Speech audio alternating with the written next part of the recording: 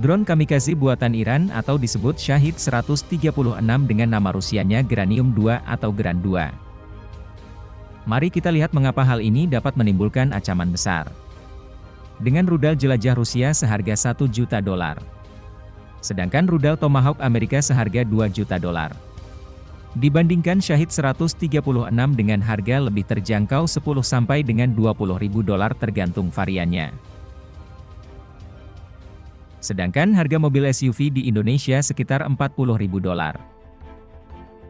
Saat drone ini diluncurkan secara bersamaan, hal ini dapat menjadi ancaman dalam pertempuran di era modern saat ini. Mari kita akan membahas bagaimana drone ini bekerja dengan mesin motor 2 tak di belakangnya, serta proses tahap demi tahap cara kerja dan penggunaannya, serta menganalisa bagaimana menghadapi jika serangan drone ini terjadi.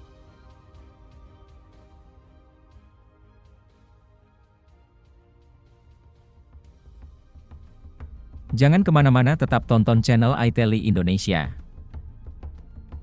Ini adalah drone Shahid 136 Iran. Dengan sistem sekali pakai dan sering disebut dengan drone kamikaze atau drone bunuh diri. Mari kita menganalisa apa itu loitering munition. Drone Shahid 136 disebut sebagai drone bunuh diri atau drone kamikaze. Drone akan berputar dan berkeliaran sekitar area target untuk beberapa waktu dan menyerang dengan cepat terhadap target yang tersembunyi. Drone ini memiliki kelebihan dan kekurangan yang akan kita bahas pada channel ini. Spesifikasi drone Shahid 136 memiliki panjang 3,56 meter dan rentang sayap 2,59 meter. Drone ini memiliki konfigurasi sayap delta dengan ukuran yang cukup besar bila dibandingkan dengan ukuran tubuh orang dewasa.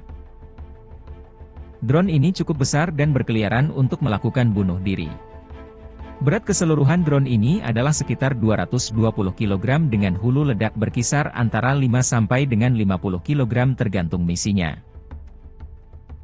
Untuk menerbangkan drone ini dipakai mesin motor MD550, sebuah mesin motor sipil dengan daya 50 tenaga kuda. Tentu saja dengan mesin itu drone ini tidak terlalu cepat terbangnya karena tenaganya dihasilkan dari mesin skuter murah buatan Cina. Seperti inilah suaranya.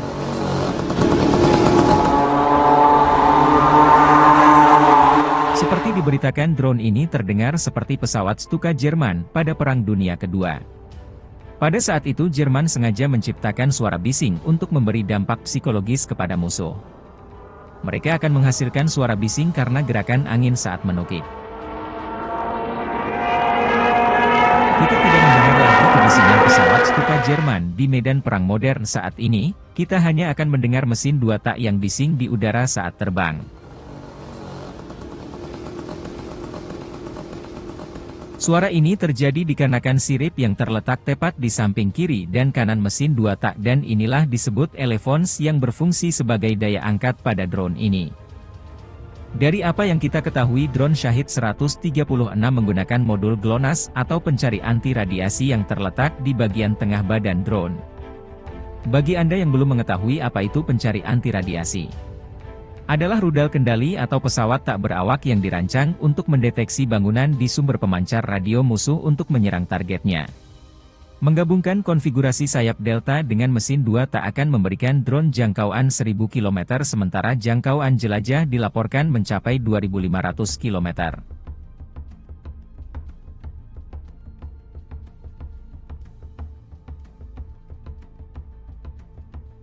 Mari kita lihat apa yang terdapat di bagian dalam drone ini secara tahap per tahap berdasarkan cara kerjanya. Tahap pertama. Drone diangkut dengan truk sederhana seperti angkutan kargo, yang diluncurkan dari truk pengangkut. Dalam satu kelompok biasanya terdiri dari 5 drone Shahid 136. Tahap kedua. Navigasi inersia atau data GLONASS pasukan Rusia mengendalikan dengan GPS yang diumpankan ke titik-titik drone ini. Untuk diketahui bahwa mereka menggunakan sistem navigasi inersia sipil tetapi dapat ditingkatkan lebih canggih lagi. Tahap ketiga. Dengan bantuan roket saat lepas landas dan roket peluncur akan melepaskan diri untuk mengurangi beban dan menambah efisiensi drone Shahid 136 ini. Kemudian mesin 2 tak akan mengambil alih penerbangan berikutnya. Tahap keempat. Drone terbang bergerombolan 5 sampai dengan 10 buah sekaligus untuk membanjiri dan membuat bingung sistem udara musuh. Tahap kelima. Drone akan berkeliaran pada ketinggian yang sangat rendah, sehingga hal ini menyulitkan untuk ditembak jatuh. Dikarenakan ukurannya yang kecil dan menggunakan bahan komposit pada sayapnya, maka drone ini sulit dideteksi oleh radar musuh.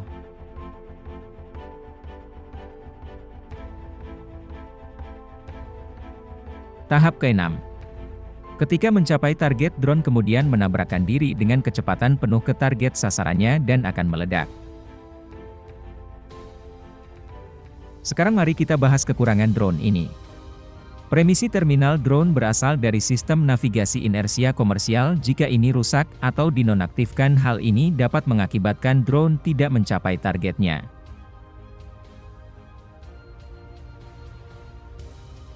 Dikarenakan terbang rendah, drone ini bisa ditembak jatuh dengan senapan anti pesawat. Dikarenakan faktor biaya yang mahal, pasukan Ukraina hanya menggunakan senjata anti pesawat Flak Panzer Gepard buatan Jerman, yang dapat menembak sebagian besar drone kamikaze Shahed 136 dengan jangkauan jarak efektif 5,5 km.